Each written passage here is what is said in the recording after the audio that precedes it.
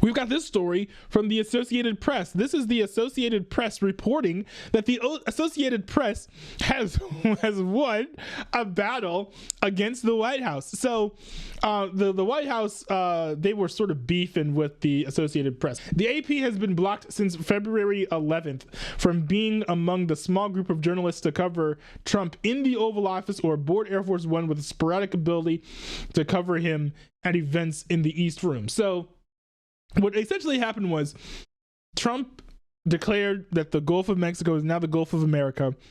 AP continued to refer to it as the Gulf of Mexico. And in response, the White House said, well, you are not allowed to engage with the president, cover the president from these certain areas. Now, as I understand it, I think that the White House was completely within their right to do this.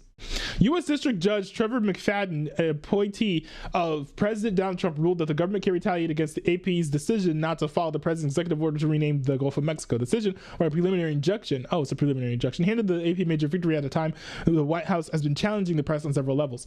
Under the First Amendment, if the government opens its doors to some journalists, be in the Oval Office, the East Room, or elsewhere, it cannot then shut those doors to other journalists because of their viewpoints. McFadden wrote, the Constitution requires no less. That it would shock me if that argumentation held up in court. It is unclear whether the White House would move immediately to put McFadden's ruling into effect.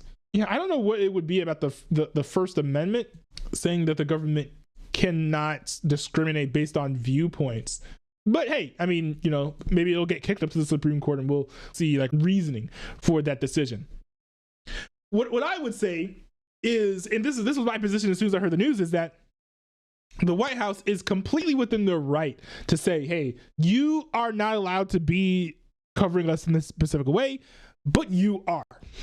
This is actually how things have been done in the past. This is actually how things were done under the Joe Biden administration. If you guys don't remember, there was an African journalist who got kicked out of the press pool for asking too many hard questions of the Joe Biden administration.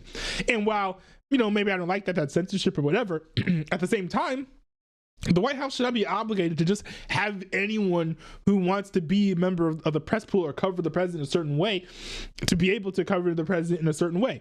One reason for that being, of course, is that there are too many media organizations, especially independent media, which is now being recognized by the White House finally, that it would just get too crowded. The obligation would just make it be impossible to even cover the president properly, adequately, and most journalists wouldn't even be able to get their questions answered in the first place. So I think that Trump is in his right to have the AP banned, but he shouldn't have had them banned because you should have even biased media in your press pool. I love that the White House has opened up the press pool to podcasters and things. I think that the Young Turks should be able to ask questions alongside MSNBC and NBC News. And I think that InfoWars and Timcast IRL should be able to ask questions alongside Fox News. There should be parity. People should be able to have their questions asked. It was really cool. The Jordan is my lawyer person. She was able to ask a question of the press secretary about tariffs that one of her viewers brought in.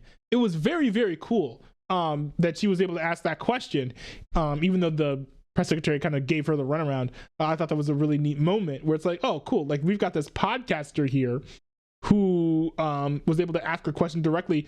I'm not going to be complaining, though, that the AP is going to be forced to be put back into the press pool, because at the end of the day, I think the AP does good work.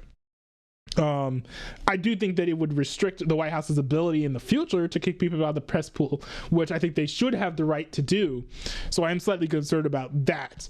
But in the immediate, not anything I'm too upset or concerned about.